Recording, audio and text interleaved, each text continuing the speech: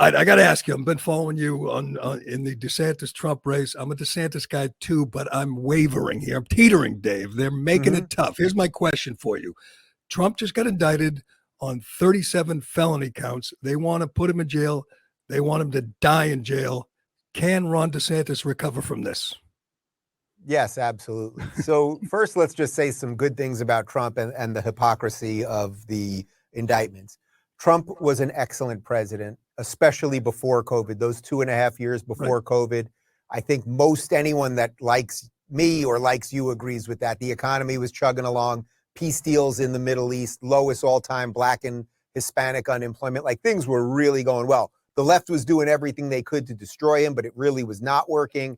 And then obviously there was a different situation once COVID and the summer of love and BLM and the rest of it. He made some missteps, but I very, very proudly and openly supported him on the second election. I was out there doing rallies in Los Angeles, which were happening every Sunday. Loved every second of it. I've interviewed him. I like him. I'm friends with the kids. Junior and I go back over a decade. I've become friendly with Ivanka. I know Eric. These are good people. It's a good family, et cetera, et cetera. So that's one thing just on the Trump side in that regard. In terms of the prosecution and I would say persecution of Donald Trump, this is completely selective. It's purely for political purposes. As the president, he does have the right to declassify documents. As you know, Joe Biden as VP and Mike Pence as VP, who both had classified documents, do not have the right to declassify documents. So there's an asymmetry here that is obvious. Everyone sees it.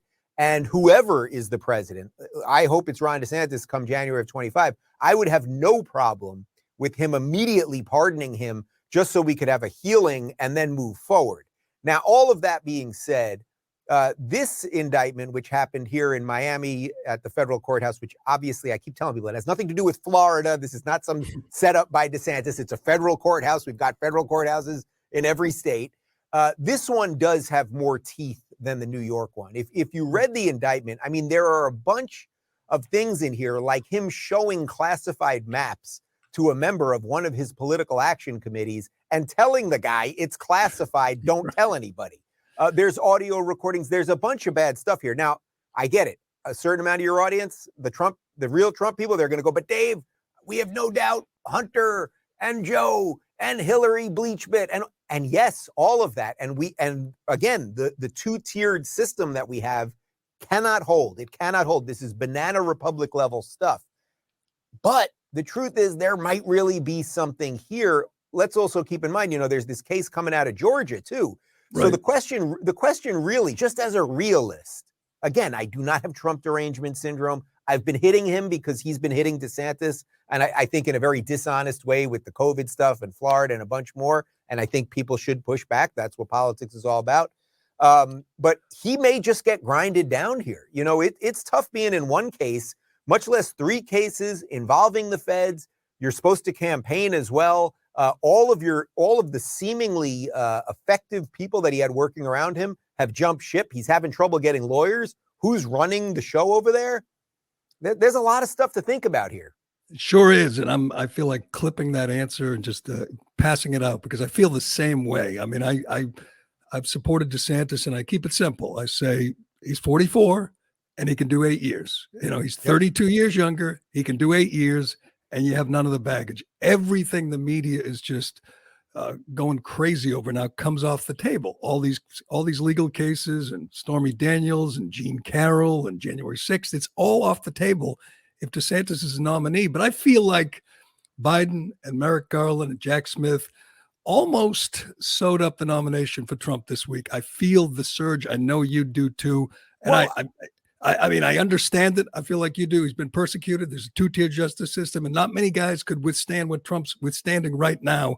But he has not lost one supporter, Dave, not one through this last, week and a half. Would you agree? So I agree with the latter part there. I'm not sure I agree with the beginning of it because I agree that he didn't lose any supporters, but I don't know that he got any new supporters. People keep saying, there's these bump in the polls when they go after him. But the bump in the polls, I think, are maybe some of his former people coming back, but they're not new people. I think one of the problems that Trump has, and no one's been able to explain this to me, if we're to believe the last election was legit, and by the way, I do think there's many reasons that we should be able to question it, and we should have been able to question it, 3 years ago on YouTube without being kicked off or whatever else. If we're to believe it, though, Biden got 81 million, he got 75. Show me one new Trump voter, the new person who suddenly is coming around to Trump. Actually, not only can you really not show me that person, but there's a lot of disaffected people right now. There is a lot of people who I meet all the time, and I'm talking about in the middle of the country, not just here in Florida, who say, you know what, Dave, Trump red-pilled me. He woke me up. I used to be a Dem, or I was just kind of a moderate Republican. He woke me up. America first, make America great again. But I can't take it anymore. I can't take the craziness, the cases, the lies. I think the two big mistakes that Trump has made, putting aside these cases and if he screwed something up with the classified things, the two big mistakes he made, going after Florida and COVID the way he did, which everyone knew was a lie. Everyone knew it was a lie. Even his own surrogates who were repeating it knew it was a lie. And so that was one. And then number two was the way he went after Kayleigh McEnany, because she was the absolute all-star of his administration. And not just the all-star, she was the front-facing person going up there every day fighting the media as the press secretary. So it's one thing when he throws Christopher Wray, who he appointed, under the bus, or, some other kind of middle management, three-letter people. Nobody really knows them. They don't have fans, everything else. Kayleigh, people love her, and they saw her out there doing the best freaking job possible. Right. So those were two where the lie was so big that he was basically saying to people, Trump 2024, ignore reality. And I think that's a bridge too far for too many people, which is why I think a lot of people, it may not be showing up in the polls yet, but I think it's shifting a little bit. But I think a lot of people are going, you know what? It's what you just said. It's Trump without the baggage. It's 33 years younger. And the other thing with DeSantis is, I don't worship politicians, but I do not know any other politician in my lifetime who said, this is what I'm going to do. Here is my agenda. These are the 10 things. And then literally did them all. And then by doing them all, ends up winning in a freaking crazy landslide, 1.6 million votes after only winning by about 30,000 the first time. So I think there's a lot of evidence that there's a new road here. Right. And to me, it's nothing personal. It was election night where I woke up, man, when Trump started calling him de sanctimonious and ripping him, I'm saying, wait a second. He's the biggest star the Republicans have on election night. He won in a landslide when you had all these other real disappointing outcomes around the country, a lot of them Trump candidates, and you're attacking him. I said 2 nights ago, it was one of his best speeches recently in Bedminster because he didn't attack DeSantis. He went right at Biden. He needs to do more of that, I think. And you're right. With the Kayleigh McEnany, he can't bring loyalty into the argument anymore. You can't say, I voted for him twice like you did. You can't say you're disloyal when you turn on Kayleigh McEnany. That's not a good move. Look, there is a case to be made for Trump. I would like Trump to make that case. When is it in political history, forget American political history, Western country political history ever in the last, let's say, 300 years, when supposedly the guy up by 30 points is relentlessly attacking the number 2 guy? It's never happened before. And that's why I'm saying the polls are not what they seem to be. And also you just got to remember, national polls mean absolutely nothing at this point because you have to go through states and do primaries. DeSantis is out there right now. Actually, this Saturday, I'm going to be with him at an event outside Reno, the Basque Fry event, which they do every year over in Nevada. And I'll try to read the temperature on the ground. Again, it's a self-selected audience. But I really think something good is happening with DeSantis. And that's kind of why Trump and MSNBC sort of sound like they're on the same side these days. If you listen to Joy Reid talk about DeSantis, it sounds an awful lot like Donald Trump talking about DeSantis. I thought that was the best ad he's had so far, is when you had the MSNBC guy say he's more dangerous than Donald Trump. I'm thinking that's what you want to hear. But how does it play out? How do you close a 30, 35, 40-point gap? Is that possible? You close it one primary at a time. Right. I have a feeling DeSantis is going to do quite well in some of these early states. And then there'll be some states where there's some odd things that will happen. Nikki Haley and Tim Scott are both from South Carolina. So there's every reason to believe that one of them might win South Carolina, or they're splitting in South Carolina. the question really is, can Trump really get back out there again? And do people really want more of this? You know, one of the things that I've been saying on the show a lot, and it's really genuinely how I feel, is it doesn't have to be like this. This sort of national craziness and neurosis that we're in, it wasn't like this when I was growing up. And I'm a child of the 80s and the 90s. And we had put to bed almost all of this nonsense around racism and everything else. There weren't massive debates about whether America was good or not. You watched Rocky IV in 1985. You knew who the good guy was and who the bad guy was. We seemingly have turned all of it into ourselves, and now we navel gaze endlessly. And I think people are really over it. I think that's why the Bud Light boycott is working. It's why the Target boycott is working. I think it's why parents are standing up again, even in crazy California now, against some of the gender stuff. So I think there's momentum shifting on this stuff. DeSantis beat Disney, flat out beat them.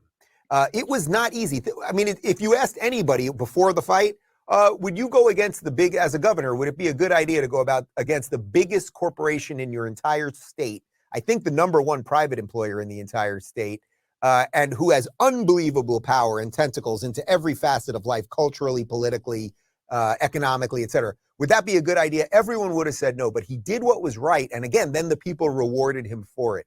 So to me, he's the way out of this thing. And I think there is an out for Trump as well, which might be if he sees the writing on the wall. Trump likes to be liked.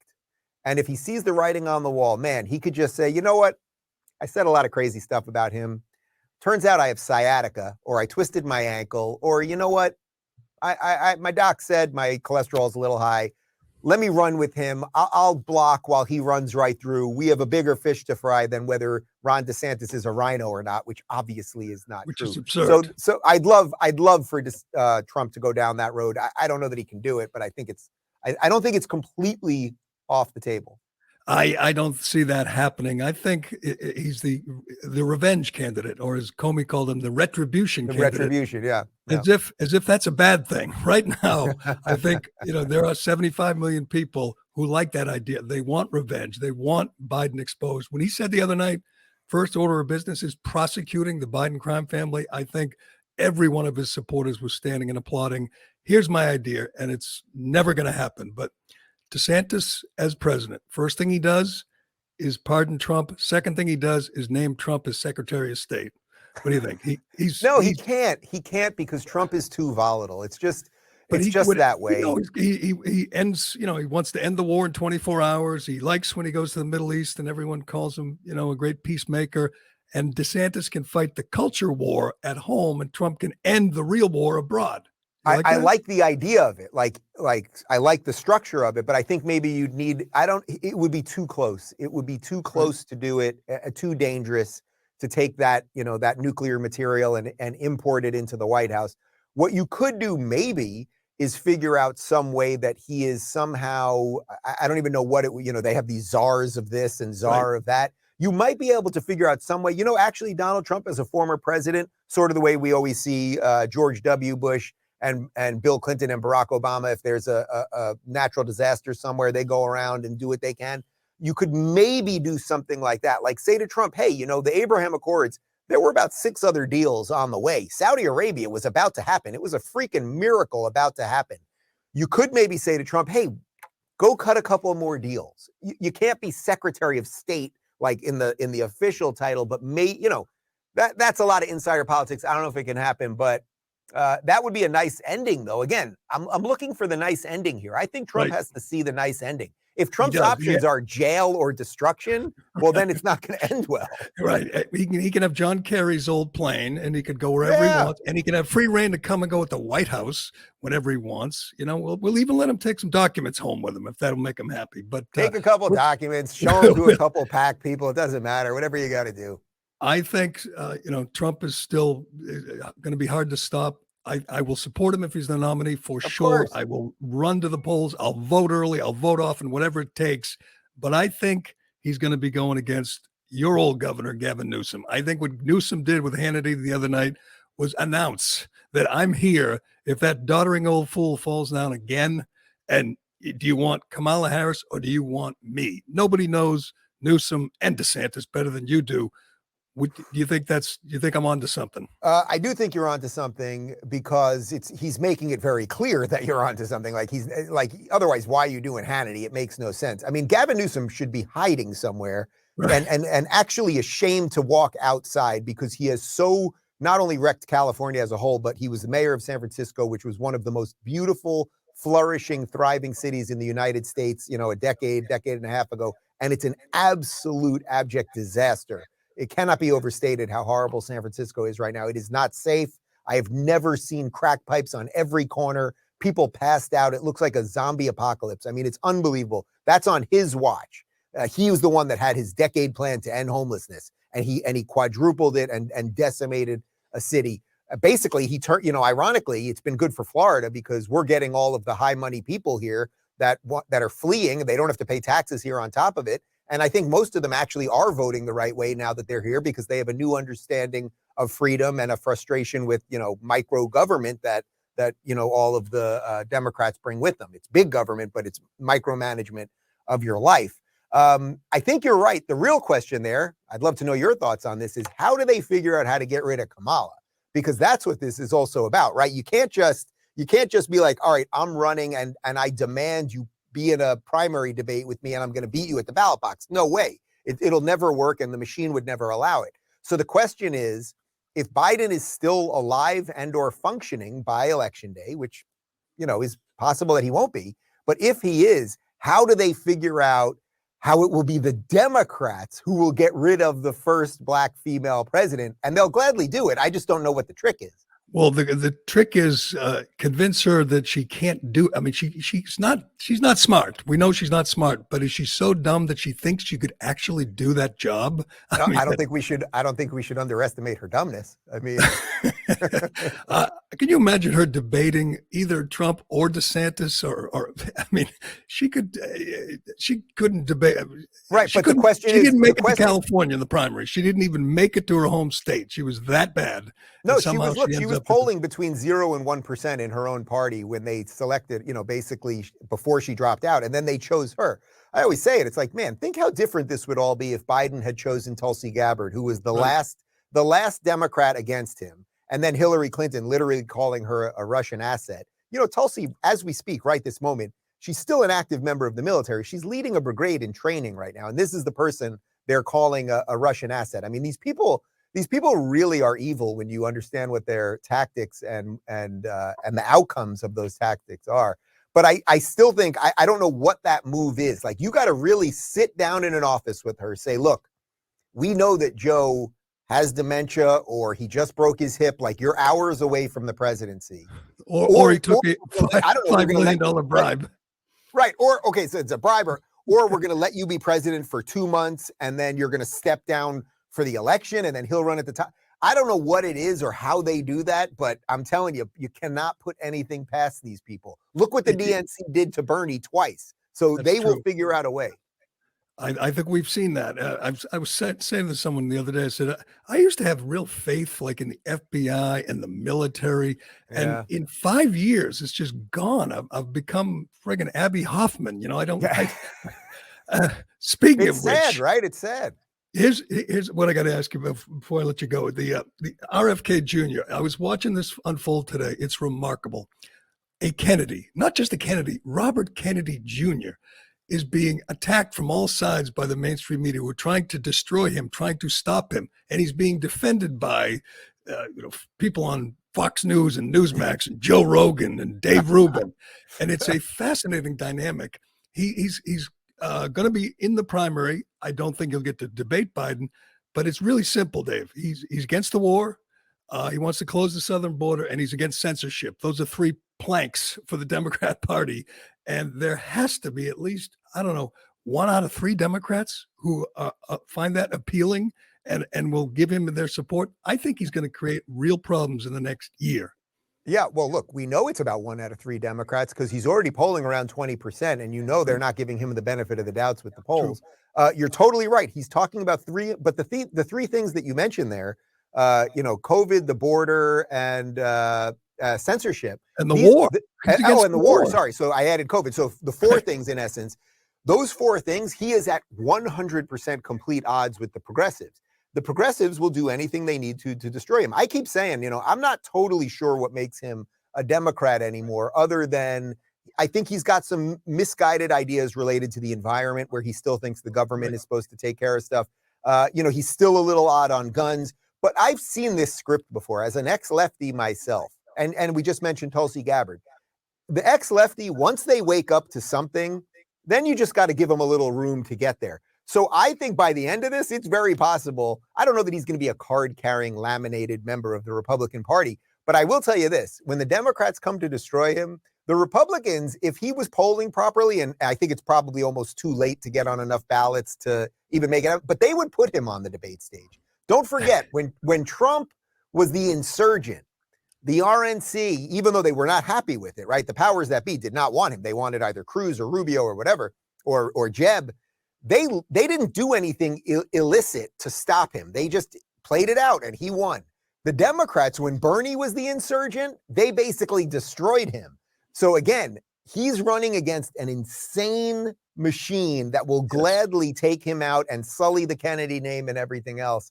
And I think at the end, he'll end up being sort of, 3 years from now, he's going to be considered sort of a moderate Republican, libertarian, kind of on his way. And he's got some big, he got Jack Dorsey, got Aaron Rodgers. There's going to be kind of these rogues, these renegades who will endorse him over the next year. People that just can't stomach the thought of another 4 years of Joe Biden. But I just find it fascinating to see the New York Times and the Washington Post try to destroy a Kennedy. Listen, I'd like to see those guys. I'd like to see those guys ultimately make the move to DeSantis. I mean, that's what I keep saying. It's like, man, like a guy like, let's say, Aaron Rodgers. I don't know all his political stuff, but he's, he really kind of woke up around COVID. It's like, dude, I have no doubt that you want to live in the same country that Ron DeSantis wants to live in. I get it. Maybe it's still a little scary to say you're a Republican or supporter of DeSantis and be a professional football player. But kind of get to the end of the road. That's what I'm trying to encourage the fence people to do. It's like, yeah, you can support RFK for now, but it's not going to do anything in the real election. We have an actual chance with DeSantis, and he is the one that can bring in the new people. Well, that's the one thing I thought of DeSantis way back when was I pictured that, that kind of angry suburban white woman that hates Trump, Yeah. I know some of them and they just can't stand him. They don't care about policy. They just say, oh, he's vulgar or whatever. And I say, DeSantis might be able to win that woman over. And especially if she's upset at things happening to her kids in school or COVID or masks or gender stuff. He's the guy. But anyway, I'll let you go, but I need your thoughts on one more thing. Sure. You were a Tucker Carlson guy, regular Tucker Carlson guy. We just talked to Chadwick Moore, who's got the book coming out. It is just mind-boggling to me, Dave. I thought by now, it's been 7-8 weeks, I would understand this move somehow at some level, but Fox News just slashed its own throat, and I don't get it. I really don't. Do you think it's his stance on the war, on January 6th, on the fact that he's the only host out there who used to say Joe Biden showered with his daughter? What did he do? Why did they do this? Yeah, I have all the questions that you have. Obviously, I know Tucker also off camera a bit, and I'm not going to repeat anything privately. But what I do know is that Tucker is probably the most important political voice that we have.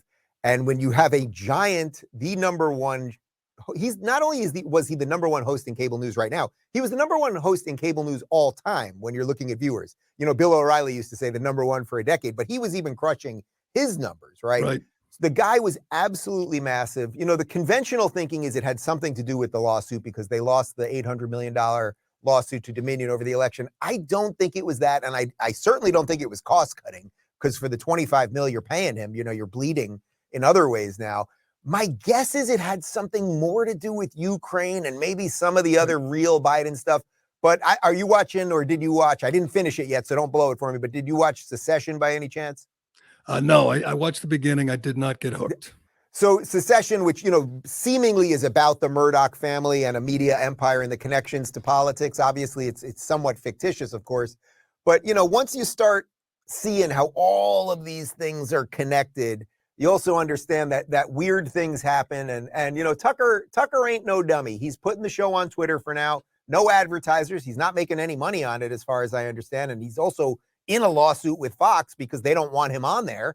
Right. So it's going to be interesting to see what happens. But he's not going anywhere unless, well, God only knows what these people are going to do.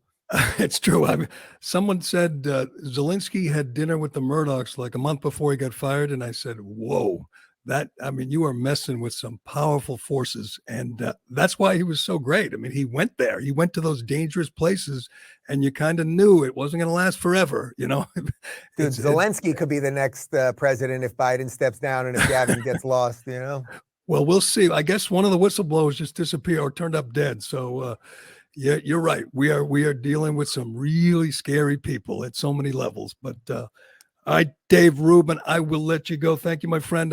You can check out Dave Rubin at the Rubin Report. Oh, and they can buy your book still, I believe.